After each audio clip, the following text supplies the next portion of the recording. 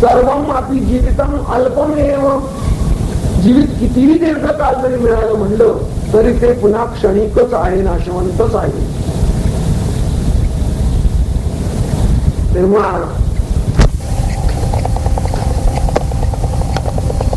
या सगळ्यावर वास्तविक शेवटी तुझीच सत्ता आहे.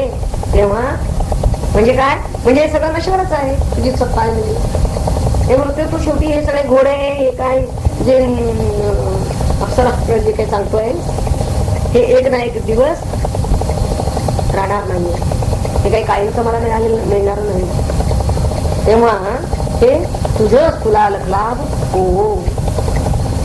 ज्यावेळी त्याला असं म्हणलं की आता निष्फळ प्रश्न तू कशाला विचारतोस, असं जे मागच्या मंत्रात म्हणलेला आहे नचिकेताला. असं म्हणल्याबरोबर इतका वेळ जी विविध प्रलोभन दाखवली गेली होती त्या प्रलोभनामध्ये सुद्धा जो अत्यंत स्थिर आणि शांत चित्त असलेला असा नचिकेता मात्र आता बोलू लागला की माझा प्रश्न हा निष्फळ नाही, हे वायफळ नाही. त्याच्यामध्ये काहीही क्षुद्धता जरी त्याच्या चित्तात निर्माण झाली नसली, चलविच्छ झाली नसली तरी सुद्धा त्यानं आता आपल्या धीर गंभीर वाणीमध्ये ह्या यमधर्मांना त्या भोग्य वस्तूंचं अशाश्वतपण सांगायला सुरुवात केली. आणि शिवाय त्या यमानं देऊ केलेलं जे काही होतं ते तो म्हणतो की तुलाच अर्पण हो, असं अर्पण करून टाकलेलं आहे आणि स्वतः निर्लेप राहिलेला आहे. तो काय म्हणतो, हे मृत्यू तू देऊ केले त्या भोग्य वस्तू अनित्य आहे, आज आहेत तर उद्या नाही, आणि क्षणिक आणि नाशवंत आहेत. तेव्हा त्या नष्ट होतानाच काय करतात, आपल्या बरोबर आमच्याही इंद्रियांचं तेज घेऊन जातात. तेव्हा त्या अप्सरांच्या उपभोगाने मनुष्याची इंद्रिय दुर्बल होतात. म्हणून इतकंच काय, त्याची प्रज्ञा, त्याचं वीर्य, तेज, धर्म, यश हे सगळंच क्षीण होतं. काय काय त्याचं तेज कशा कशा मध्ये जातं, केवळ इंद्रियांचं तेज जातं असं नव्हे तर त्याची प्रज्ञा, त्याचा धर्म, त्याचं यश, त्याचं वीर्य, त्या सगळ्याचा नाश. म्हणून दीर्घायुष्य जरी तू दिलं तरी एक दिवस शेवटी आम्ही संपणारच. ब्रह्मदेवाच्या आयुष्याला सुद्धा क्षय आहे, म्हणून आमची काय गोष्ट. शेवटी सगळ्यावर तुझीच सत्ता आहे. हे सगळं जे जे काही तू देव केलं होतंस त्या सगळ्यावर तुझं अधिष्ठान आहे. तेव्हा ते तुझं तुलाच अर्पण असो, असं निक्षून सांगितलेलं आहे त्या नचिकेतानं. काहीही सांगताना इथे त्याला दिक्कत वाटलेली नाही. याला एवढं देऊ केलं आणि आपण अगदीच अवेळ कसा करतो बरं, असं काही नाही. पप्पा मंत्रामध्ये तो काय म्हणतो आहे पाहूया. नवित्तेन तर्पणीयो मनुष्यो लप्स्यामहे वित्तमद्राक्षं चेत्वा जीविष्यामो यावदिष्यसि त्वं वरस्तु मे वरणीयस्यैव. म्हणतोय मनुष्य वित्तेन न तर्पणीय. मनुष्य वित्ताने म्हणजे धनाने तर्पणीय हे तृप्त होणारा नाही. हे मिळालं म्हणून काय तो तृप्त होईल, समाधानी होईल असं नाही. त्वा अद्राक्ष्म चेत वित्तम लक्ष्यामहे. तुझं दर्शन हेच माझं धन आहे. तेव्हा यावत त्वम इशिष्यसी तावत जीविष्यामः. जोपर्यंत तुझी सत्ता आहे, ईशितत्व म्हणजे ईशितत्व नियंतृत्व सत्ता आहे, तोपर्यंत मी जगणार आहे. हे मला माहिती आहे. मी तोपर्यंत जीविष्याम, तोपर्यंत मी जगू शकतो. मग तुम्ही वर्णीय वरा काय हो, मला तोच म्हणजे मागितलेलाच वर दे. बाकी पुष्कळ धन जरी मिळालं तरी माणूस शेवटी तृप्त होईलच असं नाही. या जगात धनलाभ कोणालाही शांतीदायक झालेला नाही. तेव्हा खरं आमचं धन काय आहे, तुझं दर्शन. हेच वास्तविक. कारण सद्गुरू असे भाग्यानं भेटत असतात की जे आपल्याला आत्मलाभ करून देतील, असे सद्गुरू भाग्यानं भेटतात. तेव्हा असे सद्गुरू भेटल्यानंतर त्यांचं दर्शन हेच खरं धन आहे. तुझी सत्ता जोपर्यंत आहे तोपर्यंत मी जगणारच आहे हे मला नक्की माहित आहे. तेव्हा ज्या वरानं मी हे आत्मज्ञान आत्मविज्ञान मागितलेलं आहे तोच वर तू मला दे. या त्याच्या म्हणण्यामध्ये नचिकेताच्या किती ठामपणा आहे ते पहा. आणि त्यानं निश्चितपणे सांगितलेलं आहे की धनाची नाशिवंतता किती आहे. आणि त्यापुढे ह्या आत्मविज्ञानाला अक्षयत्व किती आहे तेही दोन्ही त्यांना त्याला दाखवून द्यायचं. तेव्हा पुढचा हा एक घेऊया मला वाटतंय खरं तर एक कृती दोनच आहे तेवढी घेऊया आपण आज, म्हणजे ती प्रथमावधी पूर्ण आपली होईल. अजीर्यतामृतानुपेत्य नामुपेत्य जीर्यन्मर्त्य वधस्थ प्रजानन् अधिध्यायन् वर्णरति प्रमोदान् अधिदीर्घे जीविते कोरमेत. तो म्हणतोय अजीर्यताम अमृतानाम उपेत्य. अमृतमयी अशी ही ब्रह्मविद्या या प्राप्तीमध्ये आपण कसे आहात, आपण अमृतानाम म्हणजे अमर झाला आहात. तेव्हा प्रजानन आणि कसे आहात तुम्ही वास्तविक हे जाणणारे की याबद्दलच जी गोष्टी आहे त्या आपणच जाणता आहात. जीर्यन मर्त्या क्वधस्था.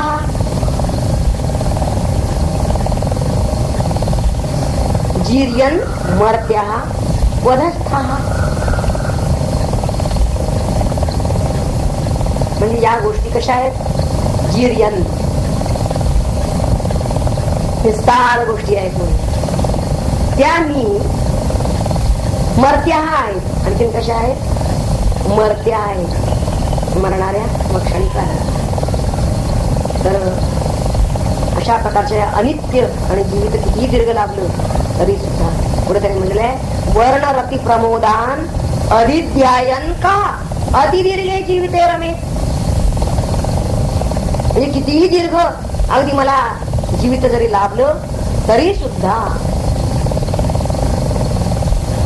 कोणता विवेकी मनुष्य अधिध्यायन त्याचं ज्यानं खरं अध्ययन केलेलं आहे, ज्याला विवेक माहिती आहे, तो कोणता विवेकी त्यामध्ये रमेत, त्या जीवित त्यामध्ये रमून जाईल. कोणत्या ह्याच्यामध्ये, तर ज्या निस्तार गोष्टी आहेत त्या मी आपल्या जवळ त्यांनी म्हणले की मी कशा मागू वरच. कारण वर्ण रती प्रमोदान म्हणजे वर्ण म्हणजे रूप लावण्य, रती रतिविलास आणि प्रमोदान म्हणजे त्यांचं त्या प्रमोदांचं सहवास होतं. ते किती काळ असतं ते आपण मला सांगा बरं. का किती काळ टिकणार असतं. मग असं जे अनित्य आहे अशा प्रकारचं अनित्य जीवित मध्ये कितीही दीर्घ मिळालं असलं तरी ते मी तुमच्याकडे कसं काय मागू बरं. त्यामध्ये मी ज्याला विवेक आहे तो मनुष्य कसा काय त्यात रमेल असं विचारलं. तो रममान कसा होईल. यमधर्मांनी अमृतत्वाची म्हणजेच त्या ब्रह्मविद्येची प्राप्ती करून घेऊन ते अमर झालेले आहेत त्याची त्याला खात्री आहे. आणि अशा गुरूंचं दर्शन आपल्याला झालेलं आहे हे नचिकेता लक्षात आल्यामुळे तो नचिकेता त्यांच्याकडे त्या अमृतत्वाचीच मागणी करतो आहे. मनुष्य हा कसा आहे, मर्त्य आहे, नश्वर आहे आणि हे तो म्हणतो मला माहित आहे. तेव्हा सर्व जे भोग्य वस्तू आहेत त्या भोग्य वस्तूंचं नश्वरपण मागील सर्व मंत्रांमध्ये त्यानं सांगितलंच आहे. शिवाय ते सगळं माहित असून सुद्धा तो या अनित्य गोष्टीची तो म्हणतो की नित्याची प्राप्ती ज्या गुरुला झालेली आहे त्याच्याकडून अनित्य गोष्टींची मागणी कशासाठी करा. ज्यांना शाश्वत गवसलेला आहे त्यांच्याकडे आपण शाश्वत मागणं हेच आपल्याला कल्याण होईल. त्यांच्याकडून अनित्य घेणं तो शाश्वत गोष्टी मागत बसणं म्हणजे मोठ्या लाभाला मुकल्यासारखं. वदास्था इथे क्व तदास्था असाही पाठ आहे. क्व तदास्था हे भोग्य वस्तूंचं नश्वरत्व त्याला कळत असताना सुद्धा त्या मागण्याचा अविवेक तो म्हणतो मी करणार नाही. त्यामध्ये मला आस्था अजिबात वाटत नाही. नरने इथं नचिकेताचं विवेक आणि वैराग्य आपल्याला दिसून येतं. भोग्य वस्तूंचं त्याचं नश्वरपण त्यानं सांगितलेलंच आहे. आणि पुन्हा या प्रलोभनांच्या मध्ये सुद्धा त्यांचं क्षणिकत्व जाणून त्यानं कोणताही विवेकी मनुष्य दीर्घकाल जरी ह्या गोष्टी प्राप्त झाल्या तरी त्यामध्ये रमत नाही हेही त्यानं सांगितलेलं आहे. रमत नाही हे सांगितलेलं आहे. इतकंच काय उलट तो मृत्यूलाच असा प्रश्न विचारतो आहे की कोणता विवेकी या अनित्य प्रलोभनामध्ये गुंतून जाईल रमून जाईल असा प्रश्न विचार. या प्रश्नालंकारामध्ये त्याला असं गृहीत आहे आणि त्यातून त्यांना हे निश्चित केलेलं आहे की मी विवेकी आहे आणि मी यात रमणारा नव्हे. माझ्याकडून तशी तुम्ही अपेक्षा करू नका. अंतिम या प्रथमवल्लीतला एक शेवटचा मंत्र आहे 29. यस्मिन्निदं विचिकित्सन्ति मृत्यो यत्साम्पराये महति ब्रूहि नः तत् योऽयं वरो गूढमनुप्रविष्टो नान्यं तस्मान्नचिकेता वृणीते. हे मृत्यो यस्मिन् इदं विचिकित्सन्ति. हे मृत्यू विद्वानांनाही जे संशयितच ज्ञानाकलनीयच राहिलं आणि महती सांपराये यात तत् नहाब्रुई नहा तो आम्हाला सांग. आणि जे ज्याच्या योगे पारलौकिक कल्याण साधेल महती सांपराय आमचं पारलौकिक कल्याण होईल परम कल्याण होईल तेच तो आम्हाला सांगू. या अयम गूढम अनुप्रविष्टा वराह. त्या गूढ आणि अप्राप्य अशा आज्ञाबद्दलचा त्या आज्ञाविषयीच्याच वराशिवाय तो म्हणतो तस्मात अन्यम नचिकेता न भूते. या नचिकेताला दुसरं हा नचिकेता दुसरं त्याहून अन्य काहीही मागत नाही. आता मात्र हे अगदी दगडावरची रही झाली त्याची. तो म्हणतो हे मृत्यू तुच्छ भोगांचा मला लोभ दाखवण्याचं तू आता थांबव आणि आता मी मागितलेलं आत्मज्ञानच मला तू सांग. मरणसमयी जो असतो व नसतो अशी ज्याच्याविषयी विद्वानांनाही शंका असते आणि ज्याच्या लाभाने मानवाचे पारलौकिक कल्याण होते आपलं आत्मकल्याण ज्यावर साधतो त्या आत्म्याचा कृपा करून तू मला बोध करून दे. इतकंच काय पण या आत्म्याबद्दलचं गूढ आणि गहन असं हे ज्ञान आणि जे अप्राप्य आहे त्याशिवाय त्याखेरीज मला हा नचिकेता म्हणतो की मला अन्य काहीही नको. अविवेकान्याच अविवेकी जे असतात त्यांनाच फक्त या सगळ्याची भुरळ पडते. कशाची तू जे जे काही प्रलोभन दाखवलंस त्याची.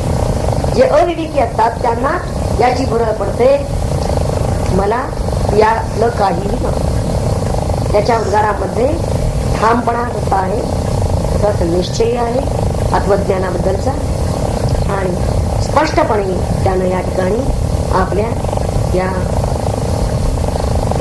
आत्मजिज्ञासेची याचना यमापुढे केलेली आहे. आता ह्या आतापर्यंत आपण पाहिलेल्या सर्व मंत्रावरचं सारभूत आपल्याला त्यातून काय नचिकेताचं व्यक्तिमत्व दिसून आलेलं आहे आणि आपल्याला ते किती मार्गदर्शक आहे तेवढं जरा 5 मिनिटात आपण पाहणार. हा नचिकेता मुळात इंद्रिय सुखाविषयी पूर्ण निरासक्त झालेला आहे आणि म्हणूनच त्याला आपले जे विचार इथं यमापुढे मांडलेले आहेत, मुळात त्याचं वैराग्य हे विवेकावर अधिष्ठित आहे हे लक्षात घ्यायला.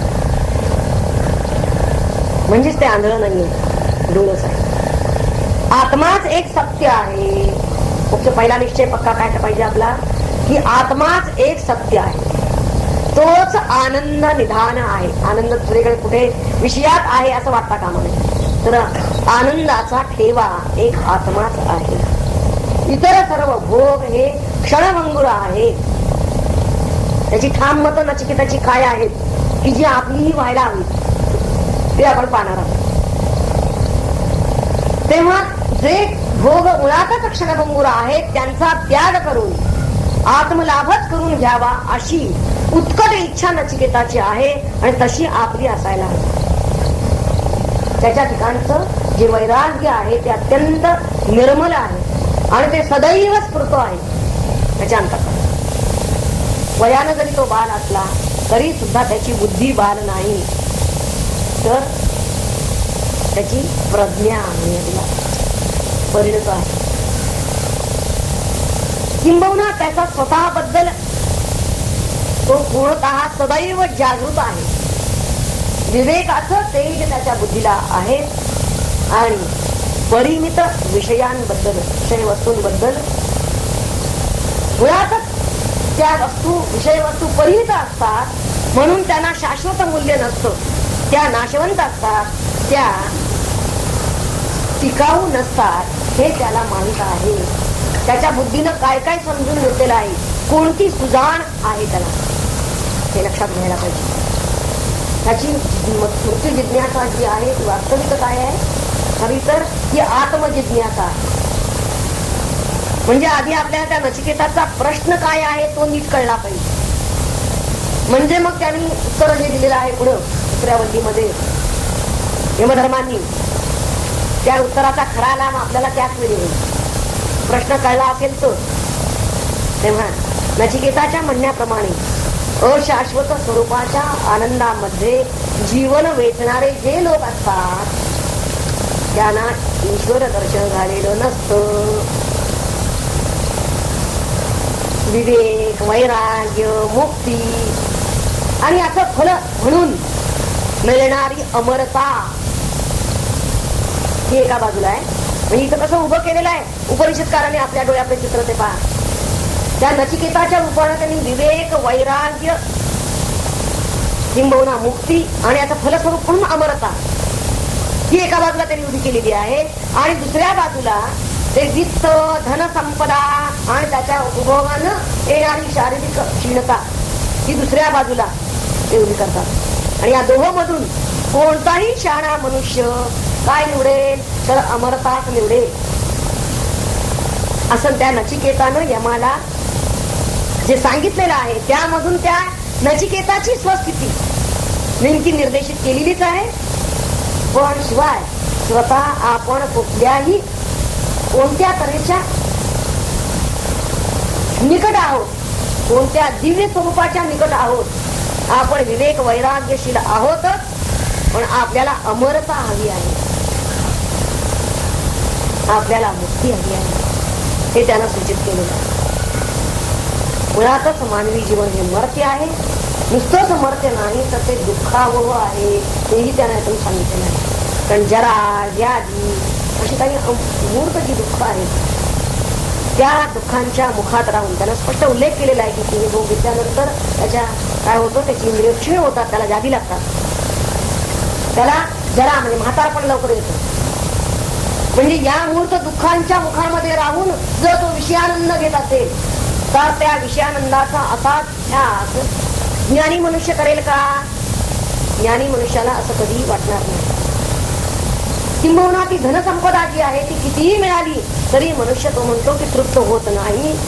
शिवाय धनसंपदा ही नाशवंत आहे, तिचं व्यर्थ त्याला जाणवलेलं आहे ते आणि वेगळं. नामदेव महाराज असं म्हणतात, न लगे मुक्ती धनसंपदा संत संग देई सदा. आणि एक संत संघ लाभला की मग धनसंपदेचीच नव्हे तर मोक्ष संपदेची सुद्धा त्याला चिंता नाही. तेव्हा यमाचं साक्षात दर्शन झालं म्हणलं ना की तुझं दर्शन घडलं हेच माझं खरं धन आहे, हाच माझा खरा ठेवा आहे. तेव्हा यमाचं साक्षात दर्शन घडलं त्यामुळे धनाची इतकंच काय आपल्या जगण्याची जीविताची सुद्धा तो म्हणतो मला चिंता नाही. जोपर्यंत तुझं सत्ता आहे तोपर्यंत मला हे सगळं मिळणार आहे ते मी ओळखून आहे. नचिकेतानं इथं चातुर्यानं हे सुचवलेलं आहे. म्हणजे किती चतुर होता तो हेही आपल्याला इथं लक्षात येतं. परमपुरुषार्थ असा जो मोक्ष तो देण्याचा समर्थ असा तुझ्यासारखा सद्गुरू असताना मिळालेला असताना त्याच्याजवळ मूर्खासारखं विनाशी आणि वैषयिक अशा सुखाची मागणी करणारे अत्यंत दुर्दैवी असाच मनुष्य म्हणावा लागेल. आणि तसा नचिकेता नाही आणि तसं आपणही असू नये. तेव्हा यमानं देऊ केलेल्या वस्तू तो नचिकेता म्हणतो एक तर त्या क्षणभंगूर आहेत आणि जरी समजा त्या दीर्घकाळ टिकल्या तू म्हणतोस त्याप्रमाणे तरी सुद्धा आयुष्यभर त्यांचा उपभोग घेता येत नाही. आणि शिवाय हे सर्व भोग घेऊन सुद्धा काय होतं तर आपली हानीच आहे. आपली इंद्रिय शक्ती क्षीण होते. तुझी जी आमिष दाखवली पुत्र पौत्र जमीन जुमला अगदी धनधान्य घोडे हत्ती सोने सगळं सांगितलं. त्या सगळ्या वस्तू काय करतात तर माणसाला सुखाची आणखीनच आग लावतात आणि त्यातच फिरवत ठेवतात आणि शेवटी दुःखी करणाऱ्या दुःखालाच कारण होतात. काळाच्या ओघामध्ये या स्वतःचा नष्ट होतातच. पण मृगजळापणे प्रमाणे त्यांच्या पाठीमागे धावणाऱ्या ज्या कोणी व्यक्ती असतील त्यांचा सुद्धा झिजून त्या नाश करतात. त्या व्यक्तींना सुद्धा त्या टिकवत नाही. तेव्हा नचिकेता हा जरी बाल असला तरी सुद्धा मनुष्य आणि अखिल वस्तू मात्र या संबंधीचा अचूक विवेक त्याच्या चित्तामध्ये आहे. त्याचं विश्लेषण त्यानं अत्यंत सुबद्धपणे केलेलं आहे. सर्व विषय वस्तू या परिमित आणि क्षणभंगूर आहेत आणि हे त्याचं अचूक निदान वास्तविक यमालाही डावलता येण्यासारखं नाही. यम अंतर्यामी संतुष्ट झालेला आहे त्याच्या या मतावर. म्हणूनच नचिकेतानं या गोष्टींचा जो तिटकारा केलेला आहे, जी निंदा केलेली आहे, तिरस्कार केलेला आहे, यामध्ये त्याच्या विवेक शक्तीचं तेज आपल्याला दिसून येतं. इतकंच काय त्याच्या उद्गारातून त्याचं तेजस्वी व्यक्तिमत्व प्रगट होतं. त्याचं निकोप मन आणि परिपक्व बुद्धी यामधून आपल्याला डोकावते आहे. आणि विषयानंदातच समाधान मानणाऱ्या लोकांचा त्यानं धिक्कारही व्यक्त केलेला आहे आपल्या उद्गारातून. नचिकेता म्हणतो की अक्षय आणि अमर्त्य अशा मृत्यूदेवाच्या सहवासात आल्यानंतर कोणालाही नाशवंत आणि क्षय पावणाऱ्या सुखाबद्दल आकर्षण आसक्तीही वाटणारच नाही. किती चातुर्यानं बोललेला आहे पहा. तो म्हणतो या दिव्य तत्वाशी आपण वास्तविक त्या दिव्यत्वाशी आसक्त व्हायला पाहिजे. आणि त्या दिव्यत्वाशी आपण आसक्त होणं याचाच अर्थ जे अदिव्य आहे, जे प्राकृत आहे, जे नाशवंत आहे त्याच्यापासून दूर होणं, त्याच्यापासून बाजूला होणं, त्याचा त्याग करणं. थोडक्यात तो आत्मजागृत झालेला आहे आणि आपल्यालाही तो सांगतोय की जागृत व्हा. मग याचा अर्थच स्वप्नातून सुटा. सरळ सांगितलंय त्यांनी. नचिकेता आता आत्मजागृत झालेला आहे. किंबहुना तो आपल्याला सर्वांना आत्मजागृत होण्याचा संदेश देतो आहे त्या मंत्रांमध्ये. तेव्हा या प्रथमवल्लीमुळे काय झालेलं आहे तर कठोपनिषदामध्ये एक प्रकारचं नाट्य निर्माण झालेलं आहे. असं म्हणून या संवाद माहितीमध्ये एक नाट्यमयता. इतकंच काय आपल्या चित्तावरती या श्रुतिमावलीला ठसवायचं की आत्मजिज्ञासा आणि त्या आत्मजिज्ञासेसाठी आवश्यक असणारे विवेक वैराग्यादी गुण नचिकेताच्या रूपानं एक अविस्मरणीय चित्र त्याने आपल्याकडे आपल्या मनावर बिंबवण्याचा प्रयत्न केलेला आहे. सत्याची अनुभूती जर आपल्याला हवी असेल तर त्यासाठी विवेक वैराग्यादी गुण आपल्या मध्ये अंगीभूत असणं आवश्यक आहे. हे श्रुतिमावलीला यातून सांगायचं आहे. या प्रथम तर यानंतर आपलं वरदान करते की संपूर्ण ठिकाण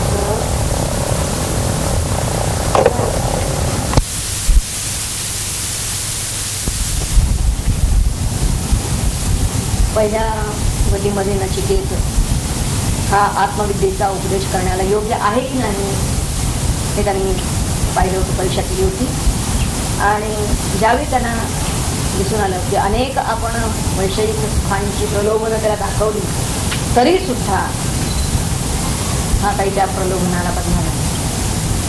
आणि दुसरा कोणता तरी वर मागून घेईल म्हणून सांगितलेलं असूनही मला हाच वर पाहिजे. हाच म्हणजे आत्मविद्या दान करणार, प्रदान करणार, हाच वर द्या असं त्यांना अगदी आपलं निश्चयपूर्वक सांगितलेलं आहे.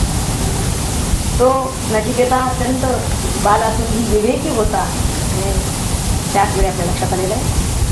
तेव्हा त्याचा जो निश्चय आहे तो निश्चय बघून यमाला मात्र अतिशय आनंद झालेला आहे, संतोष झालेला आहे. यम त्याच्यावर प्रसन्न आहे की आता हे धैर्य किती आहे की सर्व सुखांचा त्याग म्हणजे ऐहिक आणि पारलौकिक दोन्ही प्रलोभनं दाखवली होती. पण या दोनही प्रलोभनांना तो बळी पडलेला नाही.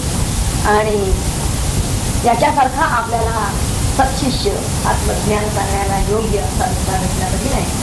तेव्हा ते बघून त्याला अतिशय आनंद झालेला आहे मला. म्हणून प्रथम त्यानं या दुसऱ्या वल्लीमध्ये आधी त्या नचिकेताची स्तुती केलेली. द्वितीय वल्ली जी सुरू होते त्यामध्ये नचिकेताची स्तुती करणार यम करतो आहे असा मंत्र देऊन जातो. आता इथं असं का घडलं? आपले 25 ते 29 सोबत राहिले नाही झाले सगळे त्यावेळी सगळे घेतलेले पूर्ण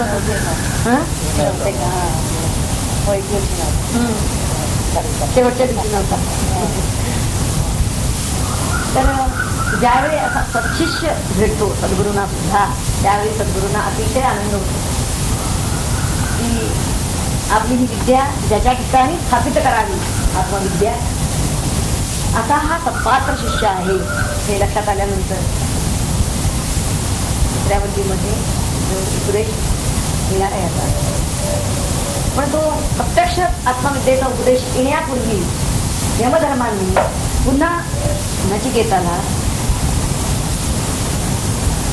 थोडं श्रेय आणि प्रिय याबद्दलचं जे विवेचन केलेलं आहे ते कशासाठी केलेलं आहे त्यानं तुम्ही पाहणार. आणि त्या नचिकेताला सांगण्याच्या निमित्तानं आपल्याला सुद्धा हे मार्गदर्शक अशी सूचना आहे की जरी नचिकेता इतकं वैराग्य एखाद्या साधकाच्या ठिकाणी मुमुक्षूच्या ठिकाणी आहे, तीव्र मुमुक्षाही आहे, अत्यंत कळकळ आहे त्याला आत्मविद्या आपल्याला प्राप्ती केव्हा व्हावी याची कळमळ त्याला लागलेली आहे आणि त्यासाठी तो तर सर्व सुखावर पाणी पडायला तयार आहे. पण असा एखादा साधक जरी असला तरी सुद्धा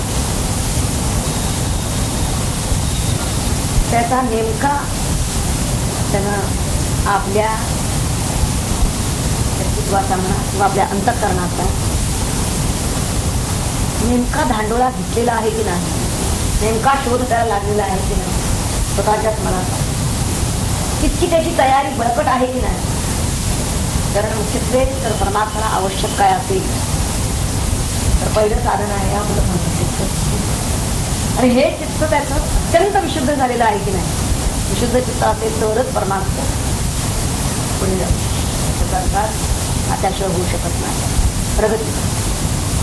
तेव्हा जरी सद्गुरू लाभले तरी जरी विद्या प्रदान केली तरी सुद्धा ती विद्या संपादन करणं, जोपासणं, ती रक्षण करणं, जतन करणं आणि ती आत्मसात करून हा भाग शेवटी त्या सत्शिष्याची तयारी किती आहे. तयारी म्हणजे त्याच्या चित्ताची तयारी इतपत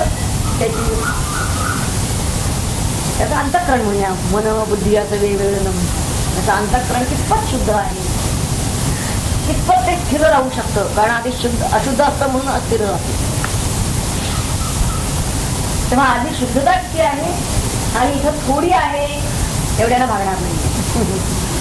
आणि हेच इथं त्यांना या पहिल्यांदा श्रेयच्या संदर्भात जे विवेचन येतं त्यातून हेच सांगायचं की पूर्ण शुद्धी आवश्यक आहे. आणि पूर्ण शुद्धी असेल तरच त्याच विद्यार्थ्याच्या ठिकाणी एक गुरु विद्या स्थापित करतो. मंत्र पहिला काय आहे पाहूया आपण.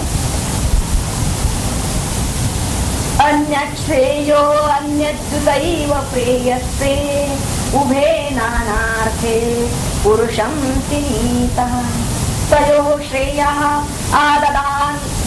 आददानस्य साधु भवति हीयते अर्थाद्य उप्रेयो वृणीते. आधी आपण अन्वय बघूया. श्रेयः अन्य प्रेयः उत अन्यत एव. श्रेय आणि प्रेय हे वेगवेगळे आहेत त्यांना सांगायचं. ते उभे नानार्थे पुरुषं तिनीतः तयोः श्रेयः आददानस्य साधुः भवति. यः उप्रेयः वृणीते सः अर्थात हीयते. हीयते त्यापासून तो च्युत होतो, नष्ट होतो. अर्थ काय आहे बघूया प्रत्येक आपल्या पदांचा. श्रेया म्हणजे निश्रेयस, ते अन्य म्हणजे निराळे आहे. आणि प्रिया म्हणजे प्रियतर, अभ्युदय तेही अन्यत एव म्हणजे निराळेच आहे. ते उभे नानार्थी, ती दोन्ही ती ज्यांची प्रयोजन भिन्न भिन्न आहेत. नानार्थी त्यांचे अर्थ नाना आहेत. अर्थ म्हणजे प्रयोजन अशी आहे. तेव्हा ती पुरुषम तिनीतः, ती वर्णाश्रमादी विशिष्ट पुरुषाला बद्ध करतात. तिनीतः तयोः श्रेयः म्हणजे त्याच्याकडून, श्रेय आणि प्रेयाकडून, तयोः म्हणजे श्रेय आणि प्रेय या दोघांच्याकडून तो पुरुषम, तो पुरुष आददानस्य साधू भवती, आत्मकर्तव्यतेनं तो प्रेरित होतो. आणि मग तो काय करतो, त्यातील समजा श्रेयाचं त्यानं ग्रहण केलं, श्रेय पत्करलं, तर त्या पुरुषाचं तेवढं कल्याण होतं. आणि जो त्यापासून दूर जातो किंवा जो असा अदूरदर्शी आहे, असा जो कोणी असेल की जो प्रेयाचं ग्रहण करतो, प्रेयः वृणीते असा जो आहे, तो अर्थात हीयते, अर्थ परमपुरुषार्थ, खरा अर्थ हा परमार्थ. तर त्या परमार्थापासून तो च्युत होतो किंवा परमपुरुषार्थापासून च्युत होतो. तेव्हा या श्रेय आणि प्रेय यामधील, या दोहोमधील जे हवे ते त्यानं ग्रहण करणं हे प्रत्येक व्यक्तीच्या, पुरुषाच्या स्वाधीन आहे. व्यवहारामध्ये श्रेयाला सोडून साधारणतः आपल्याला काय दिसतं की प्रेयच ग्रहण केलं जातं. आणि असं यामध्ये असं का केलं जातं असं जर काही विचारलं तर त्यासाठी पुढील मंत्रामध्ये त्यांनी त्याचं स्पष्टीकरण अधिक केलेलं आहे. असं का होतं, पण आता आधी या मंत्रामध्ये काय म्हणतात ते आधी आपल्याला पाहिजे. या मंत्रामध्ये श्रेय या शब्दाचा अर्थ आहे मोक्ष, निश्रेय म्हणतो आपण मोक्ष. आणि प्रेय म्हणजे अभ्युदय, याचा अर्थ वैषयिक सुख प्राप्त. आणि हे फल त्याचं हे वेगवेगळं आहे. तेव्हा त्याची साधनं सुद्धा वेगवेगळी आहेत. निश्रेयस कशाला मिळेल, विद्येने मिळेल. आणि अभ्युदय प्रेय कशाला मिळेल, कर्मानं ते मिळेल. म्हणजे त्याची साधनं भिन्न आहेत, असं टोलही भिन्न आहे, त्याचं एकंदर स्वरूपच भिन्न आहे. नानार्थे म्हणजे दोन्हींचही साधन, फल, स्वरूप सगळं वेगवेगळं आहे. असं एखादा प्रयोजन आताही घेतलेलं आहे. तेव्हा असं जरी असलं तरी सुद्धा जो वर्णाश्रम विशिष्ट असा अधिकारी पुरुष असेल, शास्त्रसंमत बोललेला आहे, त्यामुळं पुरुष हा शब्द जरी नुसता आलेला असला मंत्रामध्ये तरी त्याला गृहीत धरलेला आहे. की जो वर्णाश्रम विशिष्ट अधिकारी पुरुष, म्हणजे त्या वर्णाच्या त्या आश्रमाच्या अनुरोधानं त्याचा जसा अधिकार असेल त्यानुसार, तर तो पुरुष ह्या मधील एक या उभय अभिनय कर्तव्यामध्ये तो एकच आहे तो पुरुष. तेव्हा त्यानं ह्या दोनही गोष्टी त्या एकट्यानं मी ग्रहण करतो, मी घेतो. म्हणजे मला श्रेयही हवं, मला प्रेयही हवं, असं जर तो समजायला लागला, म्हणायला लागला, तर इथं त्यांनी सांगितलं ते कसं शक्य नाही. की वास्तविक या दोन्ही गोष्टी त्याला बंद करणाऱ्या, म्हणजे या दोहोंचंही त्यानं अनुष्ठान जरी केलं तरी सुद्धा दोन्ही साधनं ही मुळातच यांची श्रेय आणि प्रिय यांची साधनं विद्या अविद्या अशा स्वरूपाची आहे. त्यांचं स्वरूप कसं आहे? श्रेयाचं स्वरूप आहे विद्या आणि प्रियाचं स्वरूप आहे अविद्या. त्यामुळे मुळातच विद्या आणि अविद्या यामध्ये विरोध आहे आणि तोच विरोध या श्रेय आणि प्रियमध्येही आहे. तेव्हा दोन्हीचा मी स्वीकार करतो. दोन विरोधी गोष्टी एकत्र राहू शकत नाही. दोन्हीचा मी स्वीकार करतो हे म्हणणं शक्य कुठे येत नाही. जाणारा मनुष्य दोन्ही गर्डीवर पाय ठेवून चालू शकत नाही. तेव्हा एकाचा त्याग त्यानं करायला पाहिजे आणि मग दुसऱ्याचा स्वीकार करून त्यानुसार वाटचाल केली पाहिजे. दोन भिन्न दिशांना जाणारेही रस्ते आहेत, दोन्ही रस्त्यांनी मी चालत राहिली हे शक्य.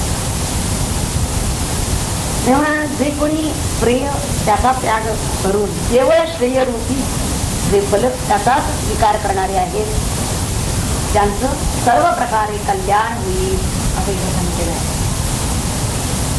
आणि जो मनुष्य साधारणतः सुंदर वाटणार किंवा सुखावं वाटणार पण परिणाम दुःख करत असं जे प्रिय किंवा अभ्युदय त्याचा जर स्वीकार करणारा असेल तर तो अदूरदर्शी असा त्याला म्हणलेला आहे किंवा त्याला मूढ असं म्हणलेलं आहे. आणि म्हणूनच तो जे पारमार्थिक नित्य असं निश्रेयस म्हणजे आत्मकल्याण त्या परमपुरुषार्थाला तो वंचित होतो, त्यापासून तो च्युत होतो, त्याला तो पारखा होतो आत्मकल्याण. आणि दोन्हीही मिळवणं आपल्या स्वाधीन आहे म्हणून त्यांचं आपण अनुष्ठान आपण करू शकू.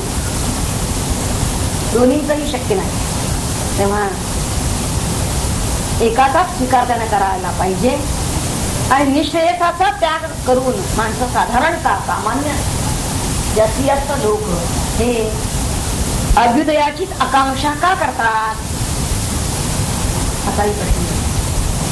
आणि याचं कारण असं आहे की दोन्ही जरी करणं त्याला शक्य असलं तरी सुद्धा म्हणजे त्याच्या स्वाधीन आहे की कुठलं ते त्याला ठरवायचं आहे, कुठलं घ्यायचं ते हे ठरवणं हे त्याच्या हातात आहे.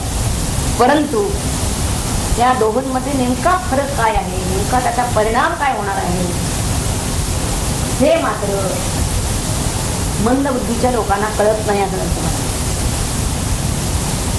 आणि इथे त्यांनी मंदबुद्धी लोक कोणाला म्हणलेले स्थूलबुद्धी लोक म्हणून या ठिकाणी मंदबुद्धी म्हणण्यापेक्षा, कारण इथे ऐकू बघायचं नाही. बुद्धीचं तीव्रता बुद्धिमत्ता म्हणून जिला म्हणलं जातं ती पाहिली जाणार नाही इथे. तर बुद्धी त्याची सद्बुद्धी आहे म्हणजे सूक्ष्म आहे ही स्थूल बुद्धी आहे. स्थूल बुद्धी म्हणजे देहाकडे लागलेली बुद्धी. तर ती बुद्धी देहाकडे लागलेली आहे ही सूक्ष्माच्या आत्म्याकडे परमात्म्याकडे लागलेली अशी सद्बुद्धी आहे. हा प्रश्न इथं जास्त महत्वाचा आहे. तेव्हा श्रेय आणि प्रेय या दोघांचंही एकत्र मिश्रण झाल्याप्रमाणे या अज्ञानी लोकांना भासतं. म्हणून ते काय करतात दोन्हीलाही एकच समजतात. बऱ्याच लोकांची ही गफलत होती की ते दोन्हीला एकच समजतात. आता श्रेय म्हणजे शब्दशः असं काही आहे की ज्याच्यामुळे आपल्याला श्रेष्ठ स्वरूपाचं म्हणजे कल्याणकारी असं साधलं जातं. त्याला श्रेय. तेव्हा श्रेय हे हितकर आहे. कल्याणकारी साधलं जातं म्हणजे ते हितकर आहे आणि प्रेय ते सुखकर आहे. मनुष्याला ठरवायचं आहे की त्याला सुखी व्हायचं आहे, सुख हवं आहे, की त्याला सुखरूप व्हायचं आहे. कल्याण कशात आहे? सुखरूप होण्यात. कारण सुखी म्हणला तो की त्या सुखी या नाण्याची दुसरी बाजू दुःखी ही कधीतरी त्याला आज ना उद्या पत्ता राहिला. तर मुळातच सांगितलं की त्याचं साधनच कर्म हे आहे. काहीतरी कर्म केल्याशिवाय त्याला सुख प्राप्ती नाही. आणि कर्म हे शुभ अशुभ दोन्ही तऱ्हेचं आहे. त्यामुळं सुखाबरोबर कधीतरी दुःख प्राप्ती ही आहे. तेव्हा श्रेयाचं फल काय आहे? मुक्ती. आणि प्रियाचं फल संसार बंधन. कितीही अभ्युदय झाला एखाद्याचा म्हणला, उत्कर्ष अधिक कितीही झालेला असला तरी सुद्धा पुन्हा त्याला संसाराला म्हणजे जन्म मरण रूप संसाराला यावंच लागणार. म्हणजे संसार बंधन आहे. पण श्रेय त्याचं फल मात्र मुक्ती आहे. या संसार बंधनातून त्याची सुटका होणार आहे. आणि आता त्याचं खरं कल्याण आहे. आता ज्याच्यामध्ये जीवनामध्ये ग्राह्य काय अग्राह्य काय हे ओळखण्याची ज्याच्या कुवत आहे म्हणजे आपण ही शक्ती ज्याच्याजवळ आहे त्याला या दोहोंमधला नेमकं कशाचा आपण अंगीकार करावा. अर्थात ज्याला भोगाचं आकर्षण आहे तो मनुष्य निश्चितपणे प्रियाची निवड करेल. आणि ज्याला त्या भोगांचं वैयर्थ जाणवलेलं आहे, मिथ्यात्व जाणवलेलं आहे, क्षणिकत्व जाणवलेलं आहे, तो मात्र निश्चितपणे श्रेयाची साथ देईल. कारण त्याला सत्याची आत लागलेली आहे. मुमुक्षा म्हणलेली आहे आपण. आणि मुमुक्षा त्याच्या ठिकाणी अत्यंत तीव्र आहे. इतकंच काय त्याला अमृतत्वाची इच्छा आहे म्हणूया. आणि म्हणून त्यानं ते श्रेयाचा स्वीकार केलेला आहे. का तो श्रेयाचा स्वीकार करतो? आणि त्या भोगांचं मिथ्यात्व त्याला कळलेलं आहे आणि सत्यत्व कशात आहे हे त्याला पाहिजे. सत्यत्व त्याचा अर्थ शाश्वत असतात म्हणजे सनातन आहे. तेव्हा श्रेय प्रवृत्ती मुळातच दोन्ही प्रवृत्ती यातून सांगितलेली आहे. तेव्हा ही प्रवृत्ती विद्या स्वरूप आहे आणि प्रेय प्रवृत्ती मात्र अविद्या स्वरूप आहे. म्हणून या दोहोंपैकी एकाचा त्याला त्याग करायला पाहिजे. तो केल्याशिवाय एकच व्यक्ती ही एकाच वेळी दोन्हीही अनुष्ठान करू शकत नाही. आता तो ज्याला श्रेयाची कास ठरलेली आहे त्याचं त्यांनी सांगितलं कल्याण म्हणजे मंगल होत. आणि जो प्रियाच्या प्रवाहात वाहतोय किंवा त्याच पाठ धरून राहिलेला आहे तो मात्र जीवनामधलं खरं साफल्य त्यापासून तो पाठाला खऱ्या साफल्याला तो मोकलेला आहे. म्हणून त्यांनी म्हणलेल्या शेवटी अर्थात खऱ्या अर्थापासून, खरा अर्थ म्हणजे परमार्थ, त्यापासून तो वंचित झाला. तेव्हा श्रेयानं आत्मप्राप्तीचं हित साधलेलं आहे. कशात हित साधलं? कोणतं कल्याण? आत्मप्राप्ती हेच कल्याण. पण प्रेय जे आहे ते मात्र ध्येय भोगासाठीच आहे. म्हणजे देहाला धरून असणाऱ्या सर्व गोष्टी त्यामध्ये येतील. आणि श्रेय हे आत्मज्ञान रूप आहे, तर प्रिय हे धनादी वैभव रूप आहे. त्यामध्ये इतर सर्व गोष्टी आहेत. आता प्रश्न असा येतो की आम्ही स्वदेहाच्या पोषणा करता किंवा आमच्यावर अवलंबून असणाऱ्या म्हणजे आम्हाला जे आपले वाटतात त्या लोकांच्या चुका करतात त्यांना जे जे काही अनुकूल वाटेल ते जर आम्ही करायला लागलो, इतकंच काय रात्रंदिवस तेच करत राहिलो असं म्हणलं पहा, सर्वसामान्य सगळ्या लोकांची जर प्रवृत्ती पाहिली तर ते आपल्या स्वसुखासाठी, तिथं स्वसुख म्हणजे देहन देहाला धरून असणारं सुख असं मानलं जातं. आणि आपल्याला जे अनुकूल वाटतील, आपले वाटतील त्या लोकांचं सुख, यासाठी ते रात्रंदिवस अहोरात्र त्याच प्रयत्नात आहे की जास्तीत जास्त सुख कसं मिळेल. कितीही जरी अशापर्यंत त्यांनी प्रयत्न केले तरी सुद्धा ते अनित्य वस्तूच्याच पाठीमागे लागलेले असतात आणि त्यामुळे ते आत्मज्ञानापासून पूर्णतः दूर असतात. आत्मज्ञानाला त्यांना फुरसतच नसते म्हणतात. या सगळ्या व्यवहाराच्या धामधुमीत त्यांना बरं वाटावं म्हणून काही केलं, त्यांना बरं वाटावं म्हणून काही केलं आणि असं करता करता करता या सगळ्या जंजाळातून आयुष्य केव्हा संपून जातं हे पत्ताही लागत नाही. म्हणून जो विवेकी असतो तो मात्र श्रेय प्राप्तीसाठी प्रयत्नशील राहतो. प्रयत्नशील असणार, शील म्हणजे स्वभाव. खटाटोप सगळा कशासाठी करतो आहे तर श्रेय प्राप्ती, आणि त्याचा कसा आहे खटाटोप सुखप्राप्तीसाठी, श्रेय प्राप्ती. म्हणून त्याला त्यांनी मूर्ख किंवा मूढ किंवा अदूरदर्शी असं म्हणलेलं आहे. प्रियाकडे लागलेला जो आहे तेव्हा विवेक सांगायचा, त्यांना तो विवेक सांगायचा. शाश्वत काय आहे